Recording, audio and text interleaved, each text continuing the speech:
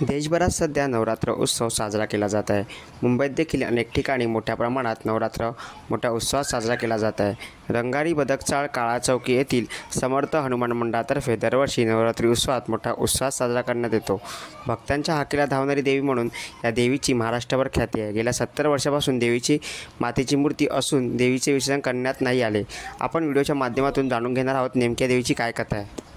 पहिली सुरुवात इथे आखाडा चालायचा, तालीम, लेझिम पथक आणि लहान मुलांचं शैक्षणिक हे जे वर्ग चालायचे त्यापासून त्याच्यानंतर आमचे मूर्तिकार राम सारंग यांनी या मूर्तीचे पहिले एका कागदावर चित्र काढलेलं, ती आम्ही पहिल्या वर्षी पूजन केलं, दुसऱ्या वर्षी तिची मूर्ती बनवली आणि ती मूर्ती ज्यावेळी आम्ही ती आणली, पूजन केलं, नवरात्र उत्सव सुरू केला।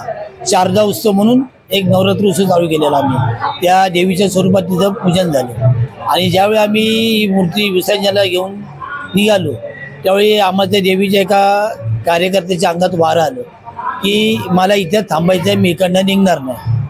तर त्या वाऱ्यासाठी मूर्ती 10 जणांना उचलली पण नाही, एवढी छोटी मूर्ती आहे, मातीची बनवलेली मूर्ती आहे। मूर्तिकारीचे राम सारंग आहे, त्यांनी ही मूर्ती उचलल्यामुळे आम्हाला म्हणजे कळलं नाही की हे कसं चाललेलं आहे। तेव्हा वाऱ्याने आम्हाला सांगितलं की मला इथे थांबायचं आहे, माझं इथे स्थापना करा। आणि नवसाला पावणारी आमची दुर्गा माता आहे। 1949 साली आमच्या मंडळाची स्थापना झाली, त्यापासून ही मूर्ती बसवण्यात आली।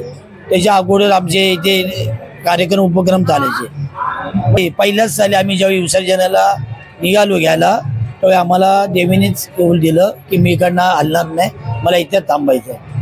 10 जणांना ती मूर्ती उचललेली आहे। आता आम्ही तिथं विसर्जन कधीच करत नाही, नामस्मरण चालते, गुढीपाडव्याला आमचा उत्सव असतो, दिवाळीमध्ये दीपोत्सव साजरा करतो आम्ही। वैशिष्ट्य म्हणजे की आमची देवी नवसाला पावते, आकेला धावून येते, एवढं वैशिष्ट्य आहे। आपलं कुठलंही एक इच्छा तुम्ही प्रकट करा, तुमच्या आकेला धावून येणार, नवसाला पण पावणार। हे भाविकांनी घातलेले दागिने सर्व, बाहेरचे पण भाविक आहेत ते पण येतात दर्शनाला, त्यांचे नवस पूर्ण झाले की तिला दागिने वगैरे चढवले जातात। नवरात्री उत्सवादरम्यान महिलांकडून मोठ्या प्रमाणात देवीच्या नावाचा नामस्मरण केले जाते, तर इतर दिवशी मंगळवारी महिलांकडून देवीचे नामस्मरण केले जाते। लोकल 18साठी प्रतिकेश पाटीलचा रिपोर्ट, मुंबई।